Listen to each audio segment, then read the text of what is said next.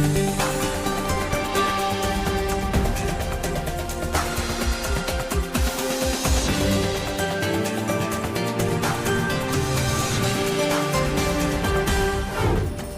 today's World Insight, the dangers of falling far short of the United Nations Sustainable Development Goals by 2030, a stark reminder of a world facing many crises. How does the UN plan to double down on the SDGs midway to the target? Answers from a one-on-one with UN Undersecretary-General Haoliang Xu.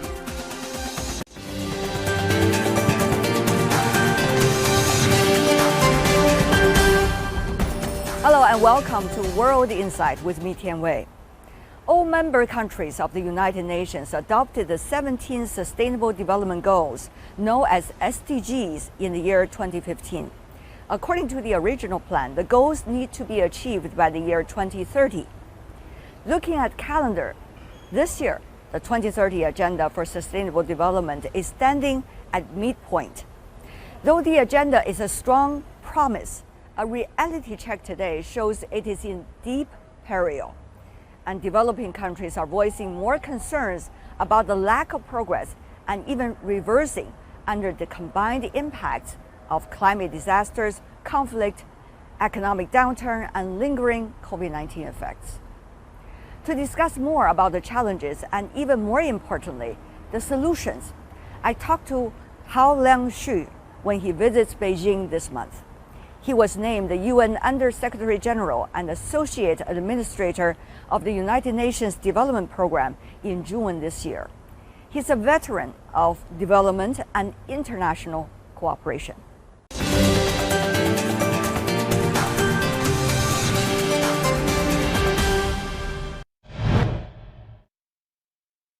Mr. Undersecretary-General, what a pleasure to see you in Beijing. It's my pleasure to see you, Ms. Tian. Congratulations for the new position.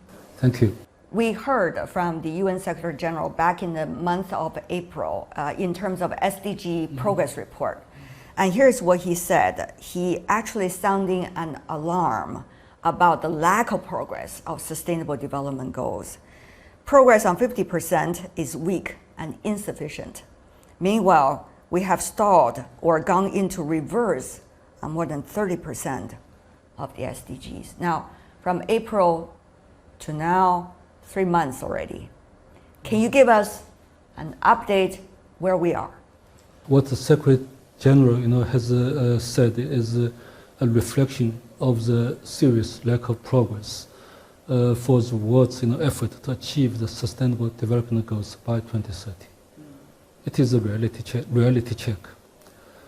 And a more startling indicators I can give is that out of the 140 targets for which we have data, only 12% actually are on track. So you can say that only 12% of the SDGs are on track. So the problem is really serious. And in some of our other studies, for example, we also have some indicators that shows the challenges we're facing. For example, the UNDP has been publishing the Human Development Index since 1990. Right?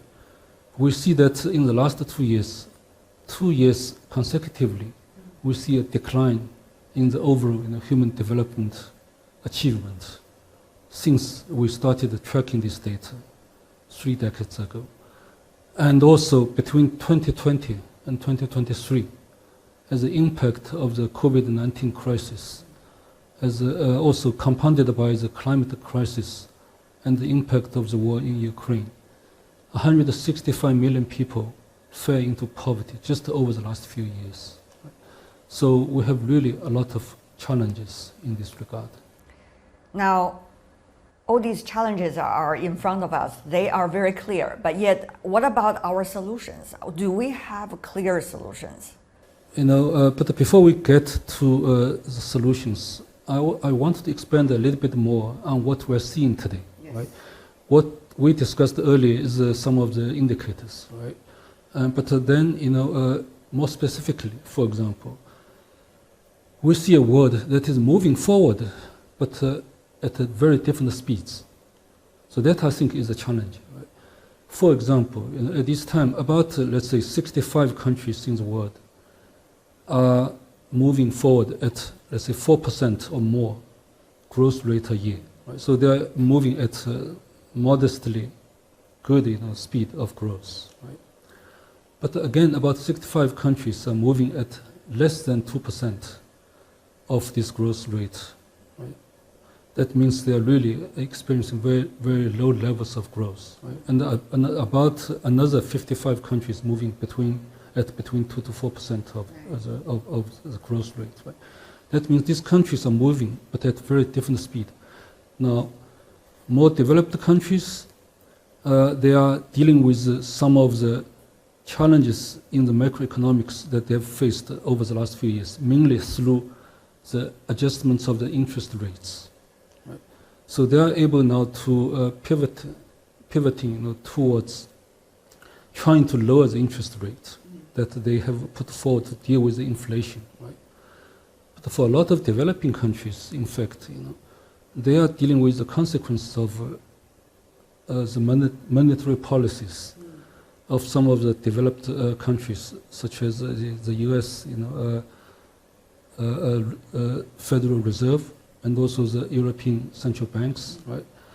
So the challenge of all these different speeds and the interest rate changes mean that for developing countries, a lot of them are dealing with the debt overhang that they've accumulated in the past, but also now with the rising interest rates in many developing countries, and they are facing the high cost of borrowing for future development expenditures.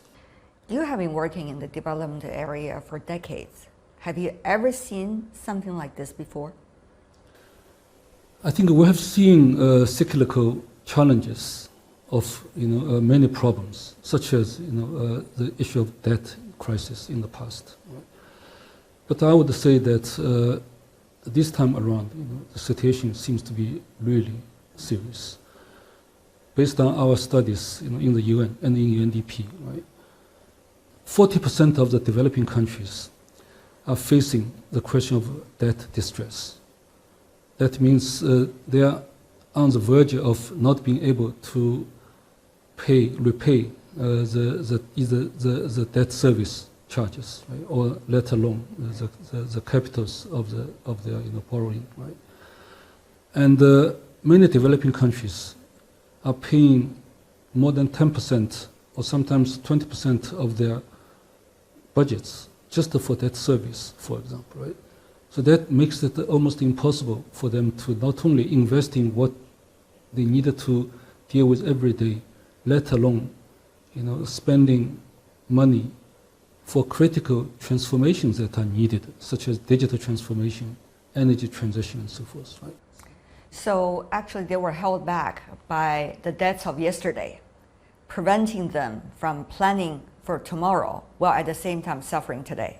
The multiple crises of the last few years have put so much pressure on all countries, but more so on developing countries, right, to having to increase their budgetary expenditure to deal with the impact of crisis, such as increase the social protection expenditures, right? The cost of medical services for their population to deal with the diseases of the COVID-19 and so forth. Right? So this multiple crisis of the last few years is something that we have not seen before. So from the UN perspective, how do you see the urgency and the desire coming from what many call the global south, mainly developing countries and emerging economies, trying to seek a bigger voice in global governance, and also trying to make sure their issues are being heard, while at the same time solutions can be sought globally? The SDG agenda, the 2030 development agenda, right, is a universal agenda. Right? So all countries of the United Nations have endorsed it. So this is one. And in the lead up to the SDG summit in September this year, there has been a lot of discussion, obviously, among member states about the lack of progress in many areas, right? And also to recommit themselves to the goals that they have set up in 2015. Right? So in early August this year, just early this month, I believe, the member states agreed on a political declaration for the SDG summit, which reaffirmed their commitment to the Agenda 2030 and the Sustainable Development Goals. Right? And they also called for transformative actions that are needed to make up the lost progress. And they called for acceleration of the SDGs. And they called for adequate financing and the capacity development to enable developing countries to materialize the promise that has been made to the people of the world. Right? So there is a political commitment for this. So, as I mentioned earlier, one of the biggest challenges today that the developing countries are facing is the question of financing, right? Adequate development financing. So here, the Secretary-General of the United Nations has put forward a proposal, right? What he calls the SDG stimulus, right? That tries to actually focus on the question of financing through a number of concrete actions that can be taken. Right?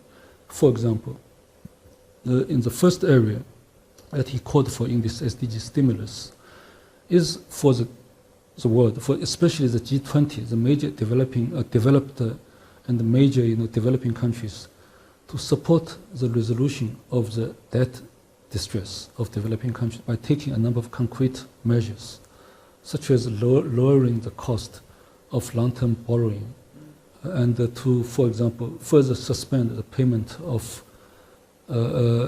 debt servicing, right? To build automatically in lending agreements the clauses that will relieve the borrowing countries the obligation to pay if certain events take place. Right? So this is one area to deal with the debt issue. Right? Another area in which he proposed for some concrete solutions is to ask the multilateral development banks to leverage more of what they can to lend more, right? Within their existing balance sheets, right? And he calls for the multilateral development banks to increase their lending from $100 billion a year to $500 billion a year. Two things, if I could. One is that we are seeing lack of funding coming from developed economies to the developing ones. For example, earlier on the climate change issue declared by the G20 over the past few years has not been realized. That's one thing. The other thing is the issue of interest rates by developed economies. For example, in the US and also in Europe. That is, as some economists argue, the root cause of many of the problems that developing countries are facing these days. So without addressing the root causes, how would the problems be addressed sufficiently? I think, again, the answer to your question is a complicated one, I would think. Indeed. Okay, right? And first, let me talk about the question of official development assistance, for example, because you mentioned the financing from developed countries for developing countries. Right? And traditionally, the question of ODA immediately comes to mind when you talk about the developed countries helping developing countries. Right? But the fact is that the ODA is at about $145 billion a year. Right? It has really not increased much. There's some increase, over the last year of the amount of ODA in absolute terms.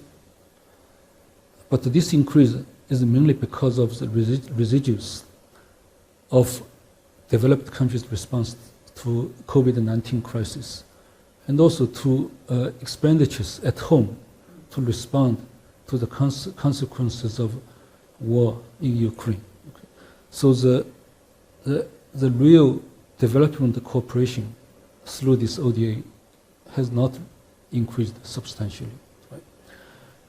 This said, even with $140 billion a year to the developing countries, it is not sufficient by any means, right? Because the size of the developing countries have also increased. Right? So the relative importance of ODA has changed.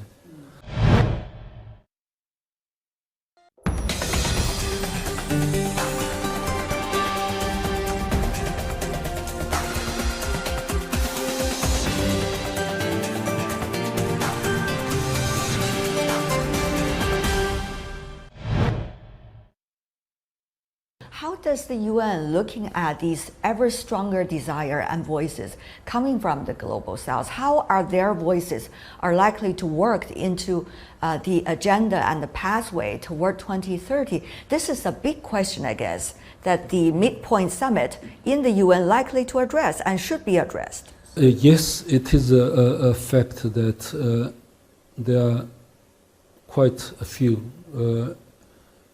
regional or other, multilateral organizations or initiatives that are developing very fast. Right? For BRICS, for example, my understanding is that more than 20 countries have applied to be members of the BRICS. Right? And at the same time, for example, the G77 and China, right, also has a very strong and distinctive voice, in the United Nations. Right? So are other, regional groupings. Right?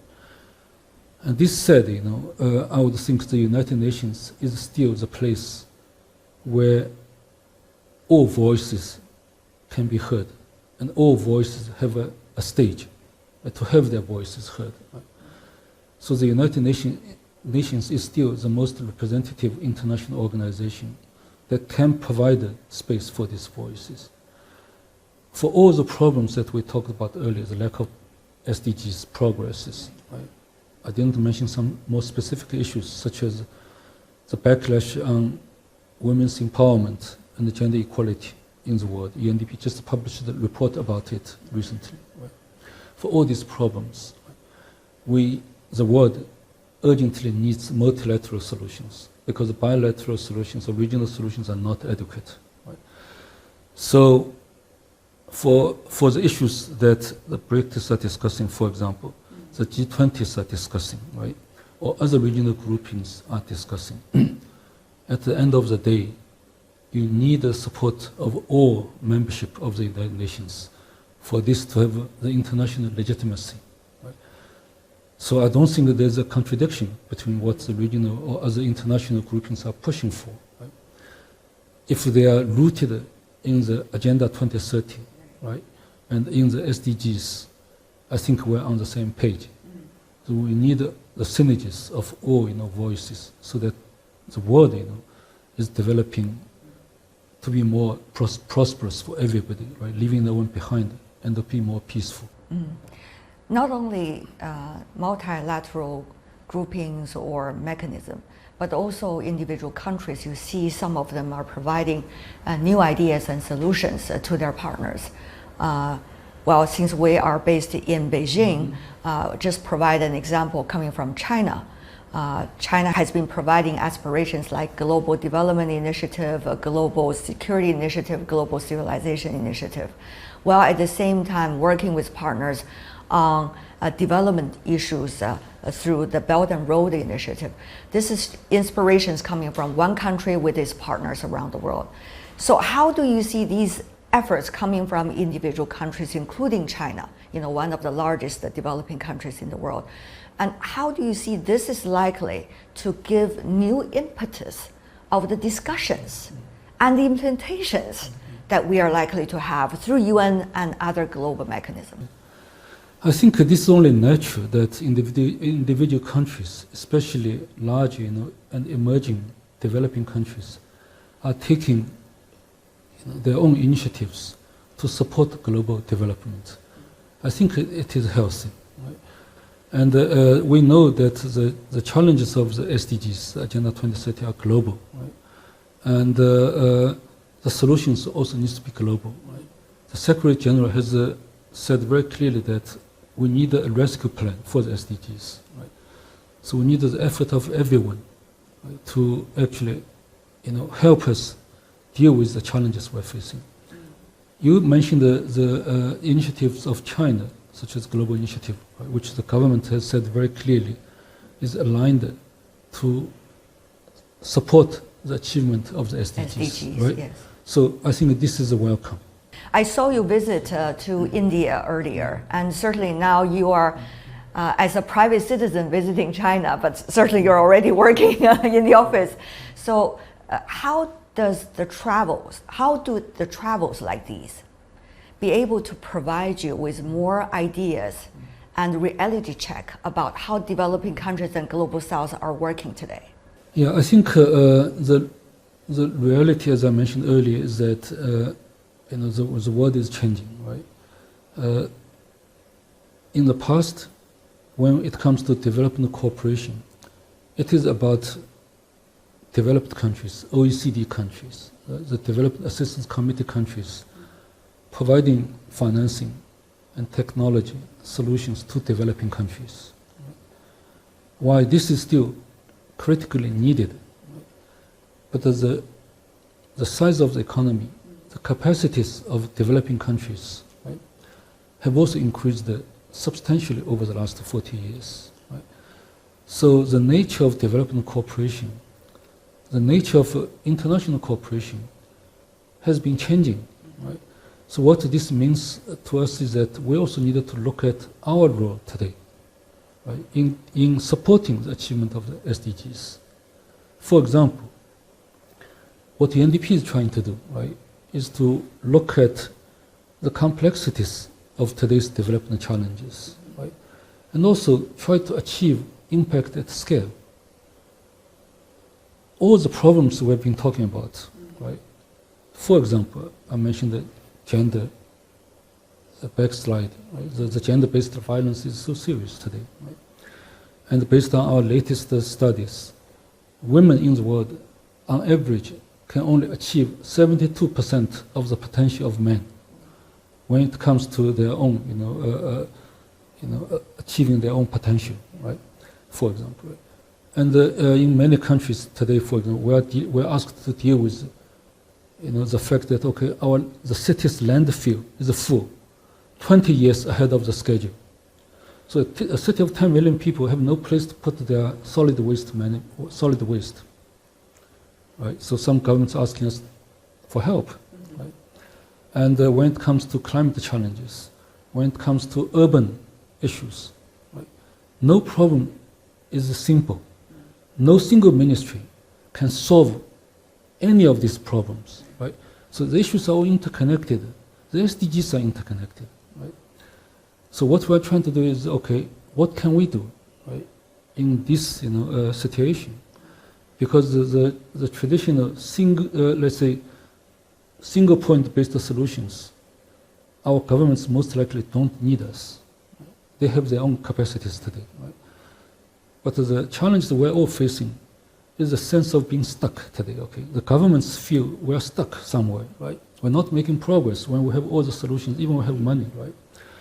And a lot of people, youth, for example, they feel they're stuck because they're not seeing the opportunities for their future, right? So how do we deal with these kind of challenges? In some countries, for example, we've been asked to deal with the question of depopulation. People are leaving their countries in droves. Right? And so this is not a simple issue, right? It's not about aging sometimes. Aging is one source of depopulation. But the fact that educated citizens leaving their country, seeking opportunities elsewhere, right, reflects complex challenges at home. Right? So what the UNDP is trying to do is to work with our governments through a systems change approach, right, to deal with these kind of challenges. That calls for a different approach, for example. So I can elaborate more if we have time. We're also working at scale to support our governments to deal with the question of financing, for example.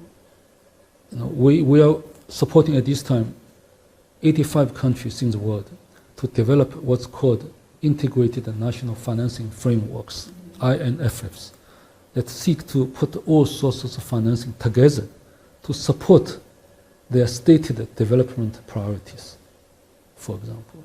So there are a lot of other issues we're trying to do to achieve impact at the scale, to deal with the complexities of today's development challenges.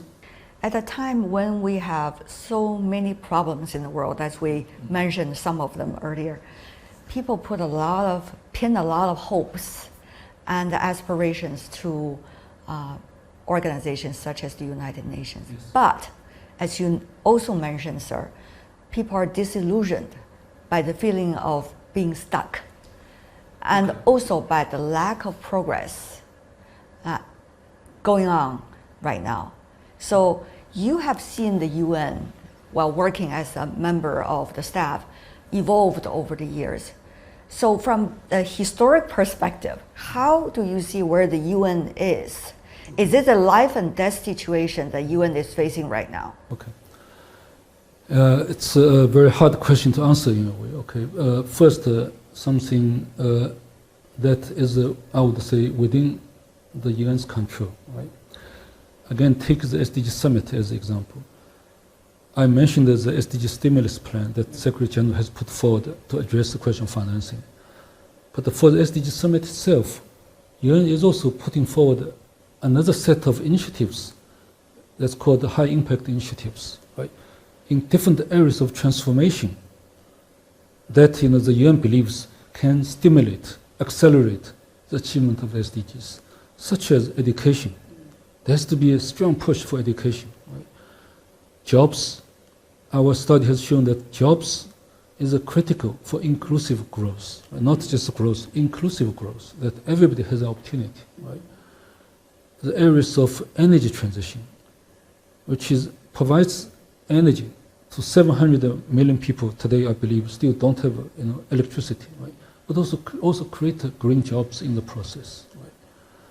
These high-impact initiatives also include some of the enablers, such as digital transition, governance, and others. Right? So there's a set of initiatives that UN is putting forward, right, to take concrete actions immediately after the SDG summit, right, so that the next 7.5 years are not business as usual. Right? But this is what the UN can do. But to the other part of the question, answer that I want to provide is that the impact and the scale of the solutions also depends a lot on our country governments. Mr. Undersecretary-General, what a pleasure to see you once again. Thank you so much for sharing your precious time with us. Thank you very much. It's a really pleasure to talk to you. That's my interview with Haoliang Xu, UN Undersecretary-General and Associate Administrator of the United Nations Development Program. And that's all the time we have for today. If you'd like to know more, search World Insight, check out our YouTube channel, follow us on Twitter and Facebook. I'm Tian Wei on behalf of my team. Thanks for being with us. Bye for now.